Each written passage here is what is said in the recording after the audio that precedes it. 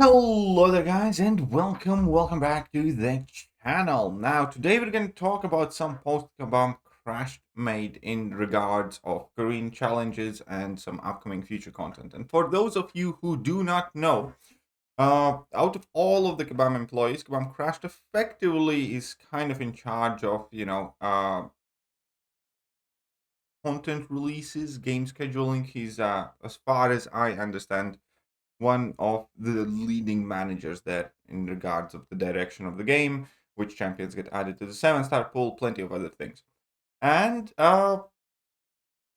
it is absolutely no secret that out of pretty much all of the Kabam employees, I probably have the most favorable view of him, even though I do not always agree with what he does or what he says, and I do think they obviously make mistakes as well, like all other people, like for instance with the gifting event and the rewards for that, as well as evidently with the Carina challenges, in my personal opinion. At the same time, all of the interactions that I've seen from him are kind of more straight to the point, kind of like less, blatantly snide remarks and stuff like that, like we get from some other people. So let's see where it starts with the new Carina's challenges and what he replied, and then we can kind of break it down. So you challenging the player is different than wondering if this is possible. The majority of players will not choose to go in with ducks only, and that was in regards of BG duck challenge in Necropolis. Anything can be done in the game with enough units and resources, which you can buy with units. The way quest content is lately, it's been questioning how many resources will you use, and I'd like to know why that philosophy is so relevant. And what he responds is, your question is based on a false premise. Basically, any measured content in the game has become less resource intensive for players over time. Story content is much less resource intensive than it used to be. Alliance was much less resource intensive for an average players than it used to be. Again, with the recent meta, that's not quite as much so, but that's not for average players. I wasn't around when Abyss was released, but based on what I have heard from the data I have seen, Necropolis is less resource intensive than Abyss was when it was released. And that is also correct. Abyss was harder objectively than Necropolis was. So if by lately you mean the last week, then sure, the game is more resource intensive than it was in January when there was nothing to do. Okay, this bit I don't like, I'll be honest, because this borderlines on smart assery. When lately, obviously, he means more resource intensive content releases that we have had, in particular as a response to Korean challenges, to Winter of Woe, and that costing units, and obviously all of that coming on the heels of effectively Necropolis, which people finished over the last couple of months, in conjunction with the removal of Revive Farm, which is also super important. But if anything, our game has moved in other directions over time. That's pretty evident, both anecdotally and based on the data that we have. One thing we wanted to do this year was release much more content, so players always have something to do. Some of it's going to be hard, some of it's going to be easier. It just happens that a couple of the hardest pieces lined up in the schedule.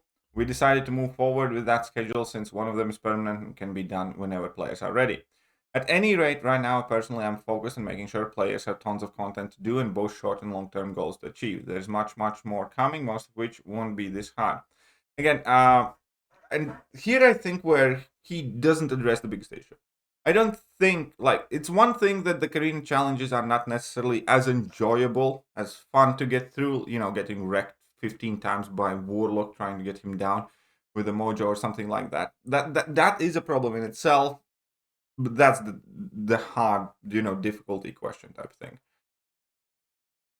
And enjoyment. The biggest issue with the Korean challenge is that they're absolutely not worth the rewards. They're really not. The rewards are abysmal. The rewards are objectively, I think, relative to engagement required, pretty much the worst that they have ever been, with not featuring pretty much any rank up materials, and even like no Titan shards or pretty much nothing of excitement aside from the champion selectors, which are quite cool. But again, when you put in front of the fact is like, is 7-star massacre that important to you personally? For many people, the answer will be just no.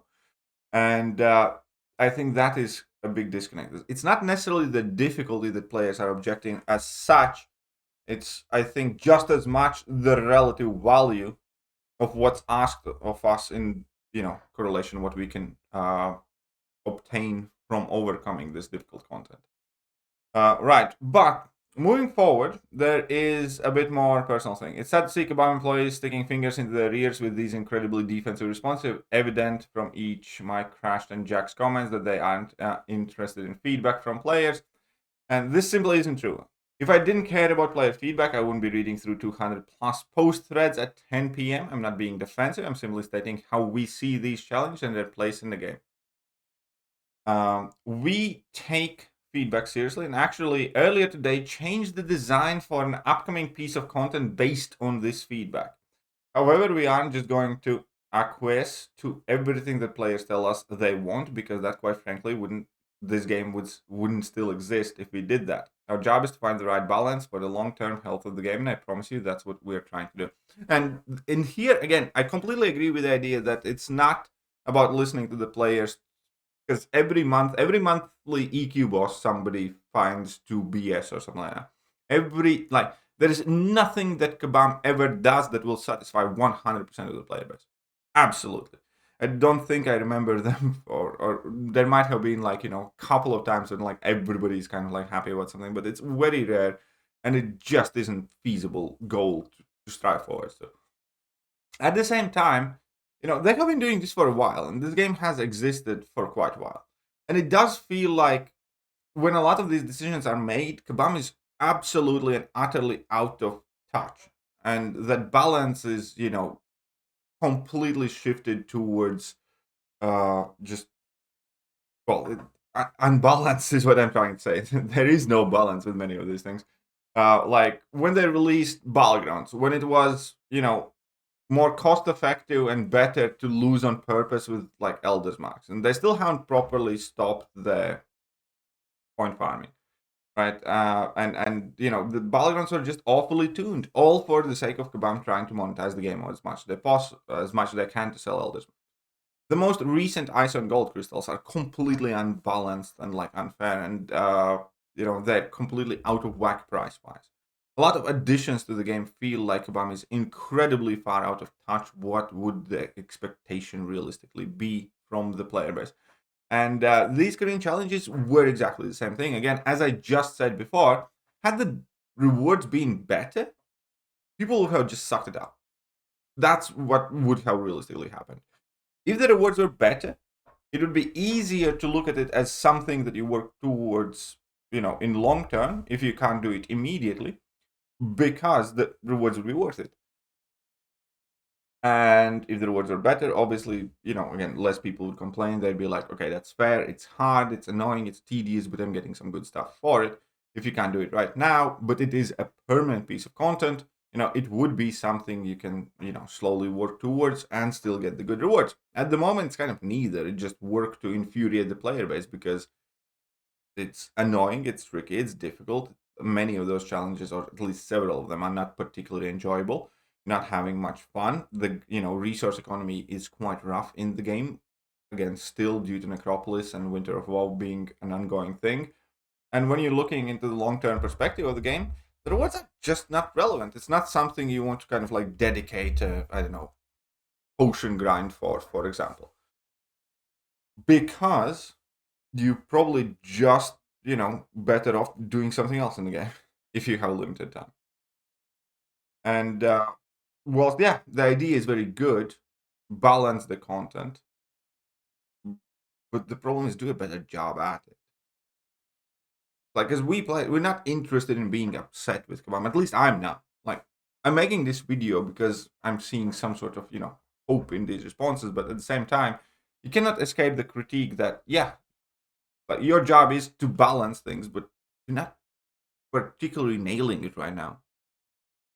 And at the same time, I am glad that he's reading through all of those plus posts. I hope he watches some of my videos or some of other content creator videos.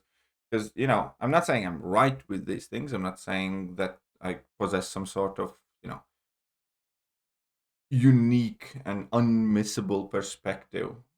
But at the same time, I do think that I managed to speak for, significant chunk of player base, especially judging by the comments from the videos that I have made in regards of this current situation, for example, or most of the other ongoings in the game, if we're frank, because I do cover a lot of these things. Also, I just wanted to thank you for everyone else in the community who provided detailed feedback like this. It's too late to make changes to these challenges. Doing so at this point would be more work than creating new ones. But I want to say I really appreciate the response, and again, reiterate that we are absolutely paying attention to the feedback we are seeing. And this is, how it should be done more often. This basically gave players reassurance that there is some point in posting on forums or speaking to Kabam.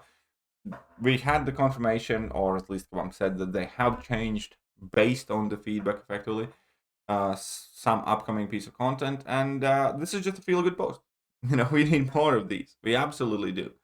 We need more of these from our community managers as well. We need them to go back to the game teams when issues arise, speak for them, because that's effectively their job, and have these feel good positive messages when it's like, okay, fair enough, because this borderline sounds like, okay, we heard you, we kind of messed up, or we overlooked things, and we're gonna try better. It's not exactly that, but it's not far off. And to me, reading something like that from Kabam, it's like good. It's nice. It's like we should have more of this. We should absolutely have more of this. Because you have less mistakes. You should have overall more enjoyable game, in my opinion. But when something does go wrong, we need more of this. Let me know what you guys think, and I'm gonna catch you guys later. Bye-bye. Hello there, guys, and welcome back to the channel. So we have all been